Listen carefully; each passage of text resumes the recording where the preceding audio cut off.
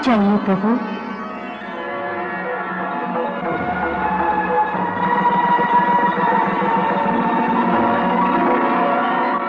प्रणाम प्रभु।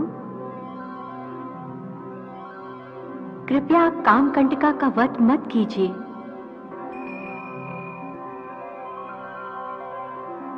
कामकंटका मेरी परम भक्त है। मेरे ही आशीर्वाद के कारण वो अजेय हो गई है। मेरे आशीर्वाद की लाज अब आप ही के हाथों में है प्रभु।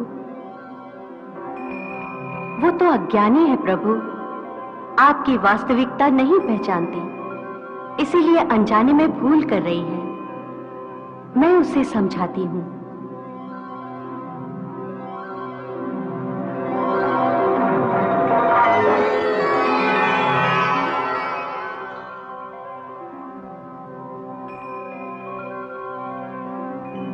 पुत्री कामकंटका।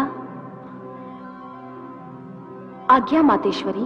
तुम प्रतिशोध और क्रोध के आवेश में सत्य को देख नहीं पा रही हो।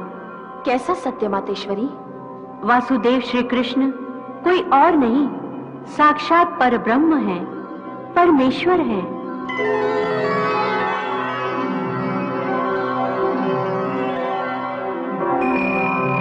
नहीं, ये कैसे संभव है? यही सत्य है कामकंटका। संसार में ऐसा कोई महावीर ना तो हुआ है और ना कोई होगा जो भगवान श्री कृष्ण से युद्ध में उनकी इच्छा के विरुद्ध जीत सके।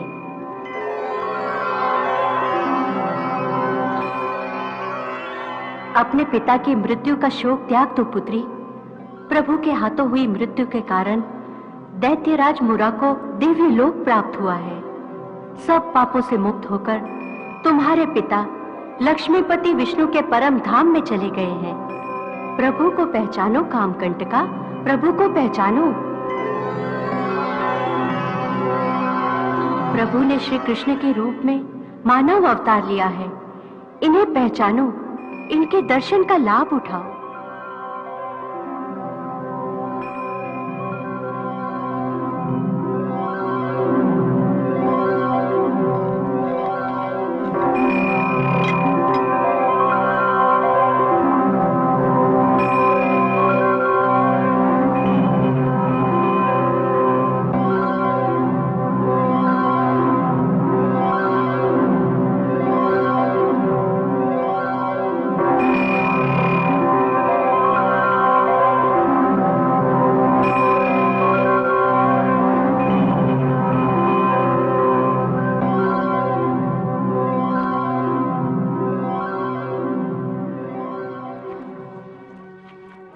मुझे क्षमा कर दीजिए प्रभु, मुझसे बहुत बड़ी भूल हो गई, बहुत बड़ी भूल।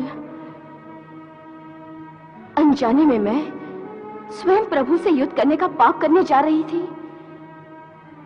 हे प्रभु, अज्ञान के कारण मुझसे जो पाप हुआ है, मैंने जो आपका घोर अपमान किया है, उसके लिए यदि आप मुझे मृत्यु दंड भी देंगे तो वो भी मुझे स्वीकार है।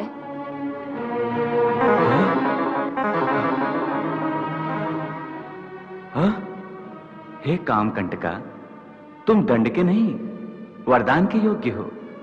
तुम्हारी आसुरी प्रवृत्तियां नष्ट हो रही हैं और दैवी प्रवृत्तियों का उदय हो रहा है। मैं तुम्हारे पराक्रम से अति प्रसन्न हूं, इसलिए मैं तुम्हें वरदान देता हूं। हे कामकंटका, तुम एक ऐसे अद्भुत बालक को जन्म दोगी जो तुम्हारे जैसा अजेय होगा।